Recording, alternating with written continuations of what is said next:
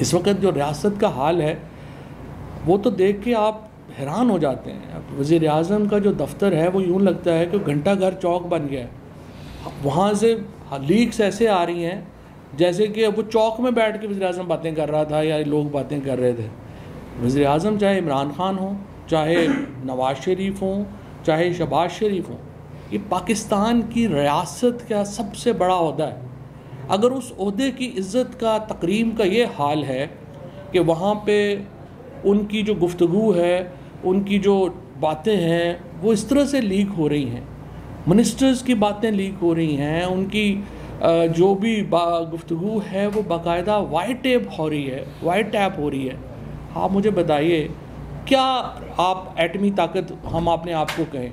क्या इसके ऊपर हमारे तमाम वो इदारे जो वज़ीर आज़म के ऑफ़िस की हिफाजत पे मामूर हैं, क्या पाकिस्तान की जो सिक्योरिटी एजेंसीज़ हैं, क्या उनको शर्मिंदा नहीं होना चाहिए जो पाकिस्तान में हो रहा है?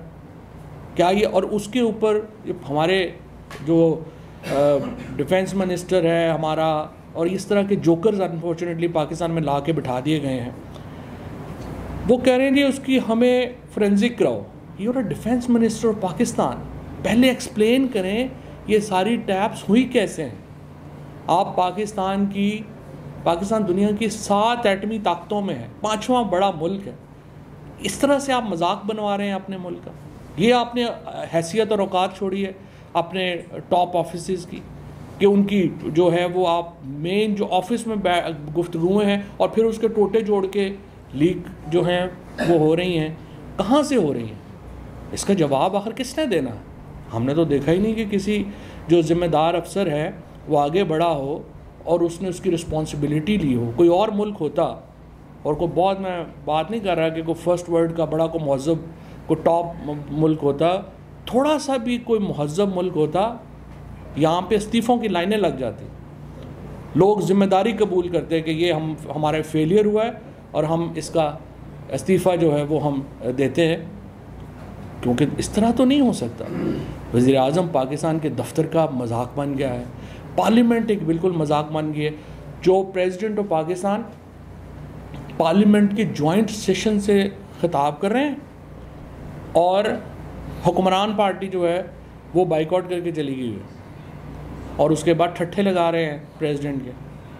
तो अगर कोई इदारा बचेगा ही नहीं, कोई इंस्टीट्यूशन बचेगा ही नहीं, किसी की रिस्पेक्ट आपने छोड़नी ही नहीं है, तो फिर क्या होगा? पाकिस्तान के सबसे पॉपुलर लीडर के ऊपर आप FIR बना रहे हैं। एक FIR हो गई है जी, 144 की FIR हो गई है, फ़लाने मैजिस्ट्रेट से दरख्वास्त ले लें, वो फ़लाने मैजिस्ट्रेट की तौहीन हो गई है जनाब, आप फ़लानी जगह पे आ जाएं।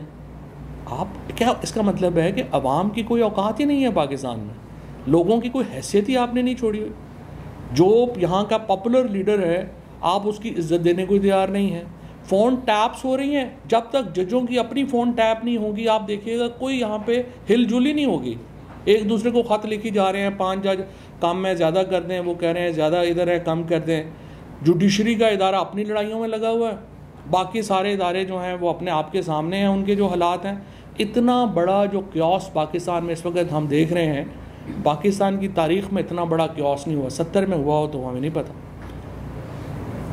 उस वक्त भी हुआ था, 77 में हुआ था, लेकिन तमाम इदारे इस तरह से डीजनरेट नहीं हुए जिस तरह से हम देख रहे हैं कि जो अभी हो रहा है। यहाँ पे प्राइम मिनिस्टर के ऑफिस की फ़ोन टैप्स हो रहे हैं, सुप्रीम कोर्ट के जजेस, हाई कोर्ट के जजेस, उनको लग रहा है कि कोई प्रॉब्लम ही नहीं है कि जो मर्ज़ी हो जाए, हम कौन सा इस दुनिया में तो हम रहते ही नहीं हैं। उसके बाद और जब अपना 97 का केस हुआ था तो सारी सुप्रीम कोर्ट फुल कोर्ट बैठी थी और उन्होंने कहा था ये नहीं होना चाहिए। हमने सुप्रीम कोर्ट में ट्रांसक्रिप्ट लगा के दिए हुए हैं, वो केस जो है अभी तक उसका केस जो है वो नहीं लगा। तो मेरा ये ख्याल है कि हमें अगर अपने इदारों को, ख़ुसूसन जो हमारे गैर मुंतखब इदारे हैं, अगर पाकिस्तान में स्टेबिलिटी चाहिए, हमें पाकिस्तान को हमने एक रिस्पेक्टेबल मुल्क बनाना है, तो उन्हें अपने इलेक्टेड ऑफिसेज़ की इज़्ज़त करनी पड़ेगी। ये नहीं हो सकता कि पाकिस्तान के अनइलेक्टेड ऑफिसेज़ पाकिस्तान के इलेक्टेड ऑफिसेज़ को जूते की नोक पे रखें। कल जो आर्मी चीफ़ ने वहाँ पे बड़ी ये भी अच्छी बात कही और उन्होंने कहा कि डेमोक्रेटिक इंस्टीट्यूशंस की और जो हमारी जमहूरियत है उसकी इज़्ज़त करनी चाहिए और हिफाजत करनी चाहिए, उसको अमली जामा पहनाने की ज़रूरत है। This is a very very important statement I would say, और इस स्टेटमेंट को आगे बढ़ाने की ज़रूरत है। पाकिस्तान के असल जो वारिस हैं वो पाकिस्तान के अवाम। पाकिस्तान हमने कोई एक जद्दोजहद थी, लेकिन जमहूरी जद्दोजहद के नतीजे में पाकिस्तान जो है वो बना था, और जमहूरी जद्दोजहद के नतीजे में ही पाकिस्तान ने आगे बढ़ना है।